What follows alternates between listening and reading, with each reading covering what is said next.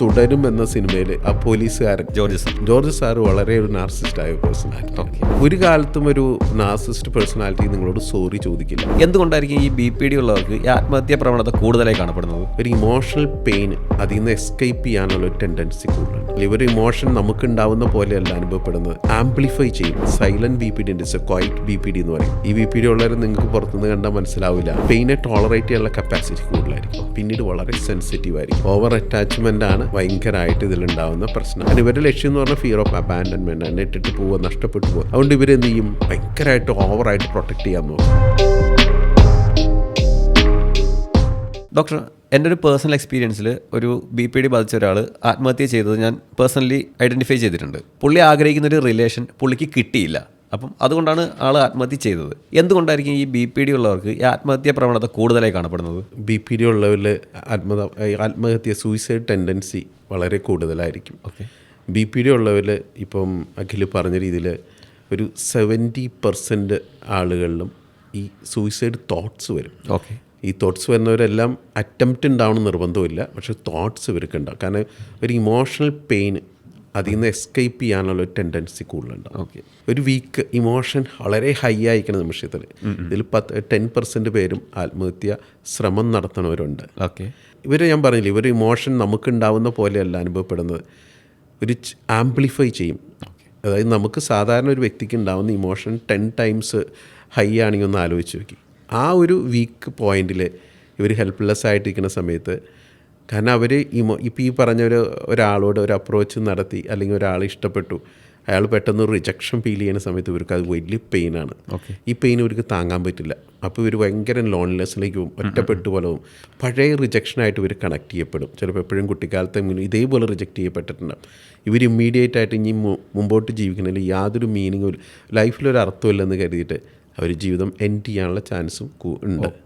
അപ്പോൾ അങ്ങനെ ചെയ്യുന്ന സമയത്ത് എത്രമാത്രം അത് കാര്യമായിട്ട് ചെയ്തിട്ടുണ്ട് അതിൻ്റെ പോലെ തന്നെ ആയിരിക്കും സക്സസ് റേറ്റും. എസ്പെഷ്യലി മെയിലാണ് ചെയ്യുന്നതെങ്കിൽ സക്സസ് റേറ്റ് ഹൈ ആണ്.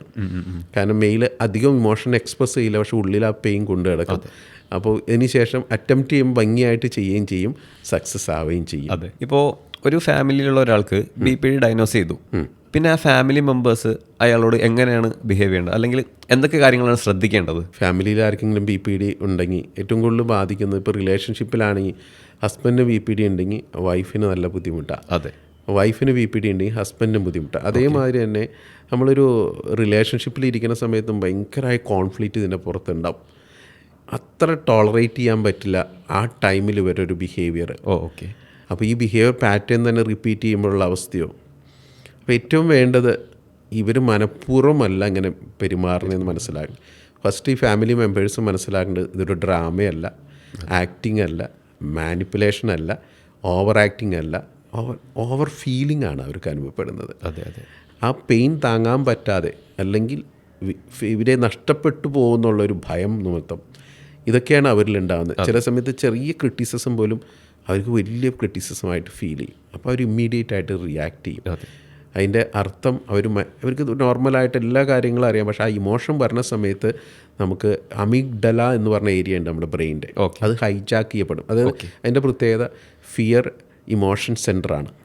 അപ്പോൾ പിന്നെ നമുക്ക് നമ്മുടെ തിങ്കിങ് ബ്രെയിൻ ഉണ്ട്, അതായത് വിവേകത്തിൻ്റെ, അതായത് പ്രീ ഫ്രണ്ടൽ കോർട്ടെക്സ്, ഈ ഭാഗം ആക്ടിവേറ്റ് ആവില്ല. അപ്പോൾ കുറച്ച് നേരത്തേക്ക് ഇമോഷൻ്റെ ഏരിയയിലുള്ള ഓവർ ആക്ടിവേഷൻ ഇവരെ ചിന്തിക്കാനുള്ള ബ്രെയിൻ ഉണ്ടാവില്ല. അപ്പം കൂടെയുള്ളവർ എന്ത് ചെയ്യണം, കുറച്ച് കഴിയുമ്പോൾ ഈ വ്യക്തി നോർമൽ ആവുമെന്നുള്ളത് മനസ്സിലാക്കണം. ഒപ്പം നമുക്ക് സപ്പോർട്ട് ചെയ്യാണ് വേണ്ടത്. ആ സമയത്ത് ഇവരുമായിട്ട് ആർഗ്യൂ ചെയ്യാതിരിക്കുക, ഇവർ ജസ്റ്റ് ഒന്ന് മനസ്സിലാക്കുക. ആ സമയത്ത് ജസ്റ്റ് അലൗ ചെയ്യുക. ആ ഒരു ചൂടായിട്ടുള്ള ഒരു ദോശക്കല്ല് തണുക്കാനായിട്ട് അനുവദിക്കുക. അവർ നോർമലായിട്ട് തിരിച്ചു വരും. ഫസ്റ്റ് ഇപ്പം എന്നിട്ട് അവരൊന്ന് മനസ്സിലാക്കുക അവരുടെ ഇൻറ്റൻഷൻ എന്താണ്. ഒരിക്കലും നിങ്ങളെ ഹർട്ട് ചെയ്യാമെന്നുള്ളതല്ല അവരുടെ ഇൻറ്റൻഷൻ. അവരുടെ ഇമോഷണൽ പെയിൻ്റെ ഉദ്ദേശം നിങ്ങളോടുള്ള കൂടുതൽ അടുപ്പം തന്നെയാണ്, അല്ലെങ്കിൽ ഇഷ്ടമാണ്, അല്ലെങ്കിൽ നിങ്ങൾ ഇട്ടിട്ട് പോകുന്നുള്ളൊരു ഫിയറാണ്. അപ്പോൾ അതിൽ നിന്ന് ഉള്ള വെപ്രാളമാണ് ഇവർ കാണിച്ചു കൂട്ടുന്നത്. കുറച്ച് ക്ഷമിക്കുക, അവരെ മനസ്സിലാക്കാൻ ശ്രമിക്കുക. അവർ മനഃപൂർവ്വമല്ല ക്രിയേറ്റ് ചെയ്യുന്ന ഡ്രാമ ചെയ്യണവരല്ല, അവർ പെയിൻ അനുഭവിക്കുന്നത് നിങ്ങളെക്കാളൊക്കെ കൂടുതലായിട്ട്. അപ്പോൾ ക്ഷമിച്ചിട്ട് അവരെ മനസ്സിലാക്കിയിട്ട് കുറച്ച് കഴിയുമ്പോൾ അവർ കാമാവും, അവർ കൂടെ നിൽക്കുക എന്നുള്ളതാണ്. പിന്നെ അവരെ ഇമോഷണലി ഹർട്ട് ചെയ്യുന്ന വാക്കുകൾ ഉപയോഗിക്കുക. ക്രിറ്റിസിസം ഒക്കെ അവർക്ക് ഭയങ്കര ബുദ്ധിമുട്ടാണ്. അപ്പോൾ അവർ ചില സമയത്ത് ഇതുപോലെ ഇമ്മീഡിയറ്റ് ആയിട്ട് നിങ്ങൾ പല പ്രാവശ്യം നിങ്ങളെ കോൾ ചെയ്തുകൊണ്ടിരിക്കും. അപ്പോൾ അവർക്ക് ബൗണ്ടറീസ് ഇടുന്നവർക്ക് ബുദ്ധിമുട്ടാണ്, ഒരു പ്ലാൻ ക്യാൻസൽ ചെയ്യുന്നത് ബുദ്ധിമുട്ടാണ് അവർക്ക്. അപ്പോൾ ജസ്റ്റ് ഒന്ന് അവരെ അറ്റൻഡ് ചെയ്തിട്ട് മെസ്സേജ് വിട്ട് കഴിഞ്ഞാൽ അവർക്ക് മനസ്സിലാവും, കാര്യം ഭംഗിയായിട്ട് പറഞ്ഞു കഴിഞ്ഞാൽ അവർക്ക് മനസ്സിലാവണതിന് കുഴപ്പമൊന്നുമില്ല. അപ്പോൾ അതേപോലെ ഫാമിലിക്ക് സപ്പോർട്ട് ചെയ്യാൻ സാധിക്കും. അപ്പോൾ ഈ ഓവർ അറ്റാച്ച്മെൻ്റ് ആണ് പ്രധാന പ്രശ്നം എന്ന് പറഞ്ഞല്ലോ. ഈ ഓവർ അറ്റാച്ച്മെൻ്റ് എങ്ങനെ ഹെൽത്തി ആയിട്ടുള്ള ഒരു അറ്റാച്ച്മെൻ്റ് ആയിട്ട് മാറ്റാൻ പറ്റും? ഓവർ അറ്റാച്ച്മെൻ്റ് ആണ് ഭയങ്കരമായിട്ട് ഇതിലുണ്ടാവുന്ന പ്രശ്നം. അതെ. അപ്പോൾ ഈ ഹെൽത്തി ആയിട്ട് അറ്റാച്ച്മെൻറ്റിന് നമ്മൾ ഡയലക്റ്റിക്കൽ ബിഹേവിയർ തെറാപ്പിയിൽ അതിന് വിവിധങ്ങളായ ടെക്നിക്കുകൾ ഉപയോഗിക്കുന്നുണ്ട്. ഓക്കെ. ഒരു സ്റ്റോപ്പ് സ്കിൽ എന്ന് പറയും, ടിപ്പ് സ്കിൽ എന്ന് പറയും, ഡിയർ മാൻ ടെക്നിക്കൽ എന്ന് പറയും, അക്സെപ്റ്റൻസ് ടെക്നിക്ക് എന്ന് പറയും, സൂത്തിങ് ടെക്നിക്കൽ എന്ന് പറയും. ഇങ്ങനെ കുറേ ഇതിൻ്റേതായ കുറേ രീതി അത് ഇവരെ പഠിപ്പിച്ച് ഇത് കൊടുക്കുകയാണ്. പിന്നെ ഒരു പേഴ്സണോട് എല്ലാത്തിനും അറ്റാച്ച് ആവുന്നതിന് പകരം നമ്മൾ അവരുടെ ഈ അറ്റാച്ച്മെൻറ്റ് പല വ്യക്തികളിലേക്ക് തിരിച്ചുവിടും. അപ്പോൾ ഇവർ ഡിപ്പെൻഡ് ചെയ്യുന്ന എല്ലാ കാര്യത്തിനും ഒരു വ്യക്തിക്കായിരിക്കും. സ്നേഹത്തിന് വേണ്ടിയിട്ടും സപ്പോർട്ടിന് വേണ്ടിയിട്ടും എല്ലാ കാര്യത്തിനും ഈ വ്യക്തി മാത്രമേ ഉള്ളൂ എന്ന് അവർ ചിന്തിക്കും. അപ്പോൾ അതങ്ങനെയല്ല എന്നുള്ളത് നിങ്ങൾക്ക് ഓരോരോ കാര്യത്തിനും ഓരോ വ്യക്തിയിലേക്ക് തിരിച്ചു വിട്ട് കഴിയുമ്പോൾ എല്ലാത്തിനും വൺ പേഴ്സണെ ഡിപ്പെൻഡ് ചെയ്യുന്ന ആ ക്യാരക്ടറിൽ നിന്ന് അവർക്ക് മാറാൻ പറ്റും. അതേ രീതിയിൽ അവരെ ട്രെയിൻ ചെയ്യാണ്. അപ്പോൾ പിന്നെ അത്ര ഭയങ്കരമായിട്ടൊരു പേടി അവർക്ക് ഉണ്ടാവില്ല. കാരണം എനിക്ക് മറ്റു കാര്യങ്ങൾക്ക് വേറെ പേഴ്സണെയും ഡിപ്പെൻഡ് ചെയ്യാം എന്നുള്ളൊരിതിലേക്ക് വരും. ഈ BPD ബാധിച്ച ഒരാൾക്ക് ആഫ്റ്റർ റിക്കവറി എങ്ങനെയാണ് ഒരു ഹെൽത്തി ആയിട്ടുള്ള ഒരു ലൈഫ് സ്റ്റൈൽ പിന്തുടരാൻ പറ്റുക? BPD വന്ന ആൾ തീർച്ചയായിട്ടും നമ്മൾ ഏറ്റവും കൂടുതൽ നമ്മൾ പ്രാക്ടീസ് ചെയ്യുന്ന മൈൻഡ്ഫുൾനെസ് പ്രാക്ടീസുകളാണ്. നെക്സ്റ്റ് ടൈം എൻ്റെ ഇമോഷൻ ഒരു ബ്രേക്ക് ഇടുന്ന ടെക്നിക്കുകൾ പഠിപ്പിക്കും. ഇനി ഇമോഷൻ ഓവർവെൽമിങ് ആയിട്ട് ചെയ്യുന്ന സമയത്ത് അതിനെ നെർവ് സിസ്റ്റത്തിനെ കൺട്രോൾ ചെയ്യാനുള്ള ടെക്നിക്കുകളുണ്ട്. അതിന് കുറേ ടെക്നിക്കുകൾ ഉപയോഗിക്കും, അതവരെ പഠിപ്പിക്കും. പിന്നെ മുന്നോട്ട് പോകുമ്പോൾ സെൽഫ് സൂത്തിങ് ആക്ടിവിറ്റീസ് ഉണ്ട്. അവർ 5 സെൻസുകളെ എങ്ങനെ ആക്റ്റീവ് ചെയ്തിട്ട് മുന്നോട്ട് പോകണം എന്നുള്ള കാര്യങ്ങളുണ്ട്. ഡിഫറെൻ്റ് ആയിട്ടുള്ള മൈൻഡ്ഫുൾനെസ് ടെക്നിക്കുകളുണ്ട്. ഇങ്ങനെ അവരെ പ്രിപ്പയർ ചെയ്തിട്ട് നോർമലായിട്ട് രീതിയിൽ ഒരു ഇമോഷനെ ബാലൻസ് ചെയ്ത് മുന്നോട്ട് പോകാനായിട്ട് അവർ പ്രാപ്തമാക്കുകയാണ് ചെയ്യുന്നത്. അപ്പോൾ എങ്ങനെയായിരിക്കും നമുക്ക് ഇമോഷൻസ് കൺട്രോൾ ചെയ്യാൻ പറ്റുക? ഇമോഷനെ കൺട്രോൾ ചെയ്യുക എന്ന് പറഞ്ഞാൽ ഇവരുടെ സാധാരണ ഇമോഷൻ പോലെയല്ല, ഇവരുടെ ഇമോഷൻ വളരെ ഒരു കൊടുങ്കാറ്റ് പോലെ ആയിരിക്കും വരുന്നത്. അപ്പം അതിന് ബ്രേക്ക് ഇടിപ്പിക്കുകയാണ് ചെയ്യുന്നത്. അത്ര എളുപ്പമുള്ള കാര്യമല്ല ബ്രേക്ക്. ഇവരുടെ മനസ്സിലെന്ന് വെച്ചിട്ടുണ്ടെങ്കിൽ ഇവരെ ഓരോ ബോഡിയിലെ ഓരോ ഫൈബറും ആവശ്യപ്പെടുന്ന ഇമ്മീഡിയറ്റ് ആക്ഷൻ എന്നാണ്. ഈ ആക്ഷനെ നമ്മളൊരു 60 സെക്കൻഡ് നേരത്തേക്ക് സ്റ്റോപ്പ് ചെയ്യുകയാണ് ചെയ്യുന്നത്. അപ്പോൾ ഇങ്ങനെ സ്റ്റോപ്പ് ചെയ്യുന്ന സമയത്ത് സാധാരണ ഇതിൽ ഇവർക്കുണ്ടായ ഹൈ റെസ്റ്റ്ലെസ് സിംറ്റംസ് കാണിക്കും. ഈ ഒരു 150 സ്പീഡിൽ പോകുന്ന വണ്ടിയോട് പെട്ടെന്ന് ബ്രേക്ക് വെട്ടാൻ പറഞ്ഞാൽ അതിനുള്ള ബുദ്ധിമുട്ട് അറിയാലോ, ചവിട്ടിക്കഴിഞ്ഞാലുള്ള ബുദ്ധിമുട്ട് അതേ കാര്യം ഇവരിലേക്ക് ഉണ്ടാവും. അപ്പോൾ ആ ബ്രേക്കിനെ അപ്പോൾ ഇവരെന്താണ് അതിൽ സംഭവിക്കുന്നതെന്ന് പറഞ്ഞിട്ടുണ്ടെങ്കിൽ ഇവരുടെ ബ്രെയിൻ ആ സമയത്ത് ഇമോഷണൽ ബ്രെയിനിലായിരിക്കും, അല്പം പോലും വിവേകം ഉണ്ടാവില്ല. അപ്പോൾ ഇവരെ വിവേകത്തിലേക്ക് എത്തിക്കുക എന്നുള്ളതാണ്, ഒബ്സർവേഷനിലേക്ക് എത്തിക്കുക എന്നുള്ളതാണ്. ആ രീതിയിലേക്ക് റിട്ടേൺ കൊണ്ടുവരാണ്. ഒബ്സർവേഷനിലേക്ക് എത്തിക്കാൻ തുടങ്ങി അവർ ചിന്തിക്കാൻ തുടങ്ങും. എപ്പോൾ ചിന്ത തിരിച്ചു വരുന്നോ എൻ്റെ നിയന്ത്രണം എന്നിലേക്ക് തിരിച്ചു വരും. മുമ്പ് ഇമോഷനാണ് എൻ്റെ നിയന്ത്രണം ഏറ്റെടുക്കണേ. ഇമോഷണൽ മൈൻഡിൽ നിന്ന് വൈസ് മൈൻഡിലേക്ക് എത്തിക്കുകയാണ് നമ്മളോട് ചെയ്യുന്നത്. അപ്പോൾ ആ വൈസ് മൈൻഡിലേക്ക് എങ്ങനെ എത്തിക്കും എന്നുള്ളത് നമ്മളിവരെ പ്രാക്ടീസ് ഇവരിലേക്ക് കൊണ്ടുവരാണ് ചെയ്യുന്നത്. ഈ പലപ്പോഴും ഈ BPDക്ക് കോമൺ ആയിട്ട് കണ്ടുവരുന്ന സിംറ്റം അമിതമായ ദേഷ്യമായിരിക്കും. പക്ഷേ അത്ര കോമൺ അല്ലാത്ത സിംറ്റംസ് ഏതൊക്കെയായിരിക്കാം? BPD ഉള്ള എല്ലാവരിലും ഒരേപോലെ അല്ല സിംറ്റംസ് കാണിക്കുന്നത്. അമിതമായ ദേഷ്യം മാത്രമല്ല, അമിതമായ സങ്കടവും അതുപോലെ ഒപ്പം തന്നെ അവർക്ക് ഉണ്ടാവും. കോമൺ ആയിട്ട് വരില്ലാത്ത സിംറ്റം എന്ന് പറഞ്ഞാൽ സൈലൻറ്റ് BPD ഉണ്ട്, ക്വൈറ്റ് BPD എന്ന് പറയും. ഈ BPD ഉള്ളവർ നിങ്ങൾക്ക് പുറത്തുനിന്ന് കണ്ടാൽ മനസ്സിലാവില്ല. അത് എത്രത്തോളം ഹാംഫുൾ ആയിരിക്കും? അത് അവർക്ക് മാത്രമേ ഹാംഫുൾ ആവുള്ളൂ, മറ്റുള്ളവർക്ക് ഹാംഫുൾ അല്ല. കാരണം ഈ പെയിനെല്ലാം അവർ സഹിക്കും, ഇമോഷണൽ പെയിനെല്ലാം അവർ സഹിക്കും. അവരെന്നിട്ട് പുറത്ത് കാണുന്ന ബിഹേവിയർ പെർഫെക്ഷനിസം, അല്ലെങ്കിൽ ഓവർ പ്ലീസിങ് പേഴ്സൺ, അതായത് മറ്റുള്ളവരെ സൂചിപ്പിച്ച് അവരെ അടുപ്പിക്കുന്ന ഒരു ഇത് നമ്മളിന്ന് വിട്ടുപോകാതിരിക്കാൻ വേണ്ടി എല്ലാ കാര്യങ്ങളും പെർഫെക്റ്റായിട്ട് ചെയ്ത് കൊടുക്കുക. അങ്ങനെ ഒരു ക്വൈറ്റ് BPD ഉണ്ട്. പക്ഷേ ഉള്ളിൽ ഭയങ്കര പെയിനായിരിക്കും. ഈ പെയിൻ ഇവരെന്ത് ചെയ്യും, അങ്ങോട്ട് സപ്രസ് ചെയ്യും. കുറേ സപ്രസ് ചെയ്യുന്ന സമയത്ത് റിപ്രസ് ചെയ്യപ്പെടും. അതായത് നമ്മുടെ സബ് കോൺഷ്യസ്ലി അൺകോൺഷ്യസ് മൈൻഡ് ഈ പെയിനെ ഉള്ളിലേക്ക് വിടും. അപ്പോൾ എന്ത് പറ്റും, ഈ പെയിനെല്ലാം നമ്മുടെ ബോഡിയിൽ സ്റ്റോർ ചെയ്യപ്പെടും. അത് സ്റ്റോർഡ് ഇമോഷൻസ് ആൻഡ് ഫീലിംഗ് ആയിട്ട് മാറും. ഇതെന്താ ബുദ്ധിമുട്ടുണ്ടാക്കുന്നത്, നാളെ നമുക്ക് ഫിസിക്കൽ ഡിസീസായിട്ട് ഇൽനെസ് ആയിട്ട് മാറും. അങ്ങനെയാണ് ആദ്യം BPD ഉള്ളവരിൽ ഞാൻ കണ്ടിട്ടുള്ളത് പെയിനെ ടോളറേറ്റ് ചെയ്യാനുള്ള കപ്പാസിറ്റി കൂടുതലായിരിക്കും, പിന്നീട് വളരെ സെൻസിറ്റീവ് ആയിരിക്കും. കോമൺ ആയിട്ട് കാണുന്ന fibromyalgia, arthritis, musculoskeletal problems, migraine പോലത്തെ issues, low energy, full sleep ചെയ്യുന്നൊരവസ്ഥ, ഇത്തരം ലക്ഷണങ്ങൾ പിന്നീട് വരെ പിടിപെടും. BPD ബാധിച്ചവർക്ക് എന്തുകൊണ്ടായിരിക്കാം ഈ ട്രസ്റ്റ് ഇഷ്യൂസ് ഇത്ര കൂടുതലായിട്ട് വരുന്നത്? റിലേഷൻഷിപ്പ് കുറച്ച് കഴിയുമ്പോൾ പെട്ടെന്ന് നിൽക്കും. ഓ, റിലേഷൻഷിപ്പിന് വലിയ ആയുസ് ഉണ്ടാവില്ല. അതെ. അപ്പോൾ ഈ റിലേഷൻഷിപ്പിന് നിലനിർത്താൻ വേണ്ടി അടുത്ത റിലേഷൻഷിപ്പ് വരുന്ന സമയത്ത് ഇവർക്ക് ഈ ഫിയർ ഉള്ളിലുണ്ടാവും.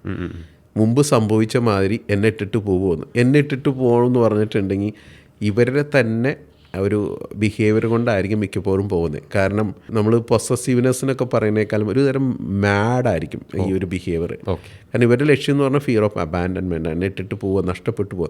അതുകൊണ്ട് ഇവരെന്ത് ചെയ്യും, ഭയങ്കരമായിട്ട് ഓവറായിട്ട് പ്രൊട്ടക്റ്റ് ചെയ്യാൻ നോക്കും. ഇത് മറ്റേ പാർട്ടിക്ക് ഭയങ്കര സഫോക്കേഷൻ ഉണ്ടാക്കും, അയാൾക്ക് ഭയങ്കര ഡിസ്കംഫർട്ട് ഉണ്ടാവും. അപ്പോൾ ഇതിന് വേണ്ടിയിട്ടുള്ള ഒരു അഗ്രസീവ് ബിഹേവിയേഴ്സ് അയാൾക്ക് ബുദ്ധിമുട്ടായിട്ട് വരും. അപ്പോൾ അതുകൊണ്ട് തന്നെ അവരിട്ടിട്ട് പോകും. അതുകൊണ്ട് അടുത്ത തവണ വീണ്ടും ഇട്ടിട്ട് പോകുന്നുള്ള ഫിയർ ഇവർക്ക് ഭയങ്കര കൂടുതലായിരിക്കും. അതെ. അപ്പോൾ ഇങ്ങനെ വരുന്ന സമയത്ത് 3-4 റിലേഷൻഷിപ്പിൽ ഫെയിലിയർ വന്നു കഴിയുമ്പോൾ ഇവർക്ക് ട്രസ്റ്റ് നഷ്ടപ്പെടും. തീർച്ചയായിട്ടും. പിന്നെ ഇവർക്ക് ട്രസ്റ്റ് ഇല്ല. പിന്നെ ഒരു റിലേഷൻഷിപ്പിൽ വന്നാലും ട്രസ്റ്റ് ഇഷ്യൂ ഉണ്ടാവും. മറ്റു ചിലർ BP ഉള്ളവർ എന്ത് ചെയ്യും, ഐസൊലേറ്റ് ചെയ്യും. ആരെയും എനിക്ക് വിശ്വാസമില്ല, ഞാൻ ഈ ഒരു റിലേഷൻഷിപ്പിലേക്ക് പോവില്ല എന്ന്. അപ്പോൾ അവർക്ക് ഇത് മാത്രമല്ല കേട്ടോ, ഫ്രണ്ട്സായിട്ട് ഉൾവലിയും, മറ്റുള്ള ആൾക്കാരായിട്ട് ഉൾവലിയും, സ്വന്തം റൂമിലിരിക്കും, അധികം കണക്ട് ചെയ്യപ്പെടില്ല. അവർ പറയും പുറം ലോകത്തുള്ളവരൊന്നും ശരിയല്ല, ഇവരൊന്നും ട്രസ്റ്റ് ചെയ്യാൻ പറ്റില്ല. അപ്പോൾ പിന്നെ എൻ്റെ ബിഹേവിയർ കൊണ്ടാണ് മറ്റുള്ളവർക്ക് പ്രോബ്ലം എന്നുണ്ടെങ്കിൽ ഞാൻ മിണ്ടാതിരുന്ന, മറ്റുള്ളവരായിട്ട് കണക്ട് ചെയ്യാതിരുന്ന, പിന്നെ ആ ഇഷ്യൂസ് ഒഴിവാക്കാമല്ലോ എന്ന് കരുതിയിട്ട് അങ്ങനെയും ഐസൊലേറ്റ് ചെയ്യുന്ന ആൾക്കാരുണ്ട്. BPD ഡിസോർഡറും അല്ലെങ്കിൽ നാർസിസവും തമ്മിലുള്ള മെയിൻ ഡിഫറൻസസ് എന്തൊക്കെയായിരിക്കും? രണ്ടും പേഴ്സണാലിറ്റി ഡിസോർഡറാണ്. അതെ. ഈ പറഞ്ഞ 10 പേഴ്സണാലിറ്റി ഡിസോർഡറിൻ്റെ ഉള്ളിൽ പെടുന്നതാണ് NPD എന്ന് പറഞ്ഞാൽ നാർസിസിസ്റ്റിക് പേഴ്സണാലിറ്റി ഡിസോർഡർ. ഇത് BPD. രണ്ടും ഒരു സദൃശ്യമില്ല. NPD ഉള്ള ആളുകൾ BPDക്കാരോട് നമുക്ക് ശരിക്കും ഒരു ദേഷ്യം ഒന്നും തോന്നേണ്ട കാര്യമില്ല. അവരുടെ ബിഹേവിയറിൽ വരുന്ന ചേഞ്ചസ് ഉള്ളൂ ഇമോഷൻ കൺട്രോൾ ചെയ്യാൻ പറ്റാതെ. പക്ഷേ NPDക്കാർ അങ്ങനെയല്ല. NPDയിൽ എമ്പതി എന്ന് പറഞ്ഞ സാധനം ഉണ്ടാവില്ല അവർക്ക്. അതായത് നാർസിസ്റ്റ് പേഴ്സണാലിറ്റി ഇപ്പോൾ നമ്മൾ ആദ്യം കാണുന്ന സമയത്ത് വളരെ അറ്റാച്ച്ഡ് പ്ലീസിങ് പേഴ്സണാലിറ്റി ആയിരിക്കും. നമ്മളെ കാണുമ്പോൾ ചിരിച്ച് വളരെ നല്ല മാന്യൻ എന്ന് പറഞ്ഞിട്ടുണ്ടെങ്കിൽ അത്ര ജെൻറ്റിൽ മാനാണ്. ഇയാളുടെ ബിഹേവിയറോ സംസാരം കേട്ട് കഴിഞ്ഞാൽ ഒന്നും മനസ്സിലാവില്ല. പക്ഷേ റിയൽ ക്യാരക്ടർ വേറെ ആയിരിക്കും. ഒരു കാലത്തും ഒരു നാർസിസ്റ്റ് പേഴ്സണാലിറ്റി നിങ്ങളോട് സോറി ചോദിക്കില്ല. അയാളുടെ കുറ്റങ്ങൾ ഒരിക്കലും അക്സെപ്റ്റ് ചെയ്യില്ല. എന്ന് മാത്രമല്ല, നിങ്ങൾക്കുണ്ടാവുന്ന ഒരു ബുദ്ധിമുട്ടുകൾ അയാളെ സംബന്ധിച്ച് കൺസിഡറേഷൻ ഉണ്ടാവില്ല. അയാളുടെ ലക്ഷ്യം അയാൾ മാത്രമേ ഉണ്ടാവുള്ളൂ. അയാളുടെ വിജയം മാത്രമേ ഉണ്ടാവുള്ളൂ. BPDക്കാർ നമ്മുടെ അടുത്ത് കൺസൾട്ടേഷൻ വരും. ഈ പറഞ്ഞ നാർസിസ്റ്റ് ഒരിക്കലും കൺസൾട്ടേഷൻ ഇല്ല. അവർക്കൊരു പ്രശ്നം അവരുടെ പ്രശ്നമല്ല.